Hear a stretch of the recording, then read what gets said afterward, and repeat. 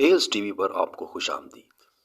ناظرین، 7 اکتوبر کو حماس کے حملے کے بعد پوری دنیا بالخصوص عالم اسلام کی نظریں اسرائیل فلسطین تنازع پر لگی ہوئی ہیں۔ حماس کے حملوں کے جواب میں اسرائیل اب تک 4000 سے زائد بے گناہ فلسطینیوں کو شہید کر چکا ہے۔ فلسطین کی اس بدحالی اور تباہی کا اصل ذمہ دار کون ہے؟ آج کی اس کہانی میں جانیں گے کیسے دوبارہ فلسطین میں یہودی واپس آئے۔ اس کے لیے ہمیں یہودی تاریخ کو دیکھنا ہوگا۔ معزز سامعین، یہودیوں کی تاریخ حضرت یعقوب علیہ السلام سے شروع ہوتی ہے۔ حضرت یعقوب علیہ السلام کا لقب اسرائیل تھا اور قرآن مجید میں آپ کی اولاد کو بنی اسرائیل کہا گیا ہے۔ قرآن مجید میں لفظ بنی اسرائیل 82 بار آیا ہے۔ حضرت یعقوب علیہ السلام حضرت ابراہیم علیہ السلام کے پوتے تھے۔ حضرت ابراہیم علیہ السلام کے 2 بیٹے تھے، حضرت اسماعیل علیہ السلام اور حضرت اسحاق علیہ السلام۔ حضرت اسماعیل علیہ السلام حضرت ہاجرہ سے، جبکہ حضرت اسحاق علیہ السلام حضرت سارہ علیہ السلام سے تھے۔ حضرت یعقوب علیہ السلام حضرت اسحاق علیہ السلام کے بیٹے تھے۔ آگے چل کر حضرت یعقوب کے کل 12 بیٹے تھے اور آپ کے 11ویں بیٹے کا نام حضرت یوسف علیہ السلام اور آخری بیٹے بنجمن تھے۔ یہودا حضرت یعقوب علیہ السلام کا 4تھا بیٹا تھا۔ اسی یہودا سے آگے یہودی نسل چلی۔ یہودیوں پر پہلا زوال اس وقت آیا جب رمسیس دوئم نے ان پر مظالم ڈھائے۔ رمسیس دوئم ایک فرعون نسل کا بادشاہ تھا، تاہم اللہ تعالیٰ نے اپنے برگزیدہ پیغمبر حضرت موسیٰ علیہ السلام کو بھیج کر بنی اسرائیل کو فرعون کی غلامی سے نجات دلائی۔ 1010 قبل مسیح میں حضرت داؤد علیہ السلام نے ہیبرون کے مقام پر سلطنت اسرائیل کی بنیاد رکھی۔ تب سے لے کر آج تک یہودی اس سلطنت پر ناز کرتے ہیں اور اسے دوبارہ قائم کرنے کے خواہش مند ہیں، جس کا شہرازہ حضرت سلیمان علیہ السلام کے بعد بکھر گیا تھا۔ 1002 قبل مسیح میں حضرت داؤد علیہ السلام نے سلطنت اسرائیل کا مرکز ہیبرون سے یروشلم منتقل کر دیا۔ حضرت داؤد علیہ السلام کے دنیا سے گزر جانے کے بعد ان کے بیٹے حضرت سلیمان علیہ السلام اس سلطنت کے جانشین بنے۔ حضرت سلیمان علیہ السلام کے دور میں پہلا ہیکل سلیمانی یعنی فرسٹ سولومن ٹیمپل بنایا گیا۔ حضرت سلیمان علیہ السلام کو اللہ تعالیٰ نے بے پناہ قوتیں دے رکھی تھیں۔ یہ یہودیوں کی انتہائی خوشحالی کا دور تھا۔ حضرت سلیمان علیہ السلام کی وفات کے کئی سالوں بعد 587 قبل مسیح میں تہذیب بابل کے بادشاہ بخت نصر نے ہیکل سلیمانی کو تباہ کر دیا اور یہودیوں کو اپنا غلام بنا لیا۔ کچھ عرصے بعد یہودی آزاد ہو کر واپس یروشلم آ گئے اور دوسرے ہیکل سلیمانی کی بنیاد ڈالی، یعنی سیکنڈ ٹیمپل کی بنیاد رکھی، اور پھر سے مسیح کا انتظار کرنے لگے۔ یہ انتظار حضرت سلیمان علیہ السلام سے لے کر آج تک ہو رہا ہے۔ اس دوران اللہ تعالیٰ نے 2 مسیحا بھیجے، لیکن یہودیوں کے تکبر نے انہیں گمراہ رکھا اور ان دونوں کو ماننے سے انکاری رہے۔ یہاں یہ بات قابل ذکر ہے کہ یہودی 200 قبل مسیح سے ہی یورپ آنا شروع ہو گئے تھے اور یورپ میں ان کا پہلا گھر یونان تھا۔ خیر، دوسرے ہیکل سلیمانی کی تعمیر کے بعد یہودی مسیحا کے لیے دعائیں مانگ رہے تھے اور اس کی آمد کے لیے بے چین تھے۔ اس دوران اللہ تعالیٰ نے ان کے درمیان ایک مسیحا بھیجا۔ حضرت عیسیٰ علیہ السلام نئی تعلیمات اور عقائد کے ساتھ ان کے درمیان ظہور پذیر ہوئے۔ بلا شبہ حضرت عیسیٰ علیہ السلام ایک مسیحا تھے۔ اب بیمار لوگوں کا علاج کرتے اور مردوں کا زندہ کرتے، لیکن یہودیوں نے حضرت عیسیٰ علیہ السلام کو اپنا مسیحا ماننے سے انکار کر دیا اور ان کے مخالف ہو گئے۔ بلا شبہ حضرت عیسیٰ علیہ السلام کو اللہ تعالیٰ نے آسمان پر اٹھا لیا اور یہودی گمراہ ہو گئے اور پھر سے مسیحا کا انتظار کرنے لگے۔ اس دوران سلطنت روم کے بادشاہ عیسائی ہو گئے تھے اور رومن آرمی نے بادشاہ ٹائٹس کی قیادت میں یہودیوں کو یروشلم سے نکال دیا۔ 70 صدی عیسوی میں دوسرا ٹیمپل بھی گرا دیا گیا۔ یہودیوں کی آسمانی کتابوں اور صحیفوں کے مطابق اللہ تعالیٰ اپنا آخری پیغمبر یثرب یعنی آج کے مدینہ میں بھیجیں گے، جہاں بہت سے کھجوروں کے باغات ہوں گے۔ 2 صدی عیسوی میں یہودی آج کے سعودی عرب میں آنا شروع ہو گئے تھے اور یہاں آ کر آخری پیغمبر کا انتظار کرنے لگے۔ جب محسن انسانیت حضرت محمد صلی اللہ علیہ وآلہ وسلم مدینہ تشریف لائے تو یہودی ربیوں نے آپ صلی اللہ علیہ وآلہ وسلم میں وہ تمام نشانیاں پائیں جو ان کی آسمانی کتابوں میں بتائی گئی تھیں، مگر یہاں بھی یہودی ربی اپنے تکبر کی وجہ سے گمراہ ہو گئے۔ ان کا ماننا تھا کہ آخری مسیح بنی اسرائیل میں سے آئے گا، نہ کہ بنی اسماعیل میں سے۔ اس عقیدے نے عام یہودیوں کو بھی گمراہ کر دیا۔ اس وقت یہودیوں کے 3 قبائل بنو کنیکا، بنو نذیر اور بنو قریظہ مدینہ میں آباد تھے۔ ان تینوں نے حضور صلی اللہ علیہ وسلم سے ایک معاہدہ یعنی میثاق مدینہ کیا، جسے چارٹر آف مدینہ کے نام سے بھی جانا جاتا ہے۔ ویسے تو اس معاہدے کی کئی شکیں تھیں، لیکن اس معاہدے کی ایک شک یہ بھی تھی کہ مدینہ پر بیرونی حملے کی صورت میں مسلمان اور یہودی مل کر مدینہ کی حفاظت کریں گے۔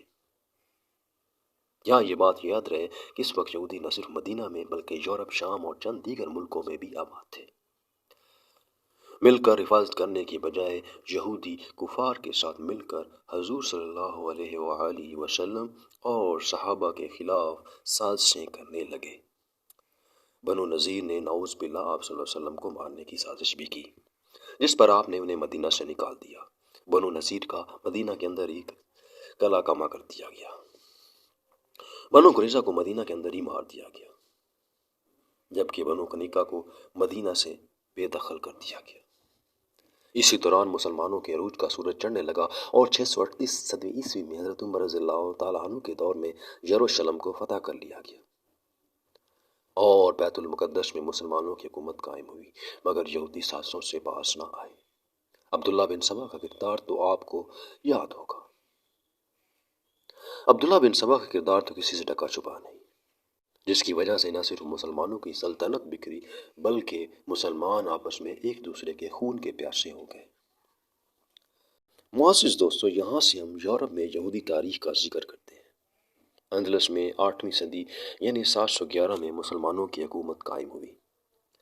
اس دوران مسلمانوں نے اپنے ذمہ داریوں یعنی اقلیتوں کا بڑا اچھا خیال کیا۔ مسلمان حکمرانوں نے بشمول یہودیوں کے تمام اقلیتوں سے اچھا سلوک روا رکھا۔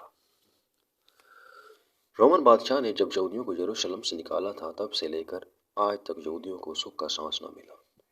تاہم اسپین میں مسلمانوں کی حکومت کے قیام کے بعد یہودیوں کے لیے ایک امن کا دور تھا۔ یہاں وہ ہر طرح سے آزاد تھے۔ اسرائیل کے پہلے وزیر اعظم ڈیوڈ بن گوریون کے مطابق یہ یہودیوں کے لیے سب سے پرامن دور تھا۔ اس دوران یہودی، عیسائی اور مسلمان ایک جگہ پرامن طریقے سے رہے۔ مگر 1492 میں تاریخ نے ایک دفعہ پھر نیا رخ اختیار کیا۔ اندلس یعنی آج کے اسپین میں بادشاہ فرڈینانڈ اور ملکہ ایزابل کی قیادت میں اسپین میں سلطنت عیسائی سلطنت قائم ہوئی۔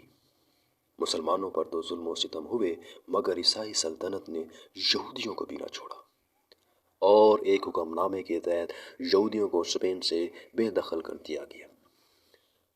یہودی اس بار پورے یورپ میں بکھر گئے، مگر ان کے اصل زوال اور تباہی کی کہانی اب شروع ہوتی ہے۔ پورے یورپ میں یہودیوں پر بدترین ظلم و تشدد کا آغاز ہوا۔ یہودیوں کو عام آبادیوں میں رہنے سے منع کر دیا گیا اور پورے یورپ میں ان کو عام آبادیوں سے باہر مخصوص علاقوں یعنی گیٹوز میں رکھا جاتا۔ یہاں بھی یہ عیسائیوں کے ظلم و ستم سے محفوظ نہ تھے۔ یہودی اپنی بے بسی پر روتے اور رات کو زمین پر سر رگڑ رگڑ کر رو رو کر مسیح کی آمد کے لیے دعائیں کرتے۔ ظلم و ستم کا یہ سلسلہ تقریباً 2.5 صدیوں تک جاری رہا۔ جب آسمان سے کوئی مدد نہ آئی تو یہودی اپنے پرانے اور چھت کنڈے استعمال کرنے لگے۔ جب کوئی راہ نظر نہ آئی تو عیسائیت کا لبادہ اوڑھ کر عیسائیوں میں گھس گئے۔ نتیجتاً عیسائیت اور عیسائیوں کے درمیان دراڑیں پڑنا شروع ہو گئیں۔ عیسائی کمزور ہونے لگے جبکہ یہودی ہر شعبہ زندگی پر چھانے لگے۔ یہاں یہ بات قابل ذکر ہے کہ آج کی مشہور اور امیر ترین صہیونی خاندان روتھ چائلڈ نے 17ویں صدی میں یورپ میں بینکاری کا آغاز کر دیا تھا۔ آگے چل کر اسی خاندان نے برطانوی حکومت پر اسرائیل کے قیام کے لیے دباؤ ڈالا۔ یورپ میں یہودیوں نے پہلی بار سکھ کا سانس اس وقت لیا جب انقلاب فرانس برپا ہوا۔ 1799 میں انقلاب فرانس کے 2 سال بعد 1791 میں فرانس کی اسمبلی نے یہودیوں کو برابر شہریوں کے حقوق دے دیے اور ان کو بھی دوسرے شہریوں کی طرح برابری کا درجہ دے دیا گیا۔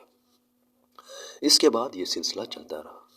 1830 میں یونان، 1860 میں برطانیہ، 1874 میں جرمنی اور 1894 میں ناروے نے یہودیوں کو دوسرے شہریوں کی طرح برابری کا درجہ دے دیا۔ یہ بلا شبہ یہودیوں کے لیے یورپ میں ایک بڑی کامیابی تھی۔ اس کامیابی کے بعد یہودی اپنے لیے ایک الگ ریاست کے قیام کے لیے سوچنے لگے اور یہاں سے صہیونی تحریک کا آغاز ہوتا ہے۔ اس تحریک کی بنیاد ہرزل نے 1898 میں رکھی۔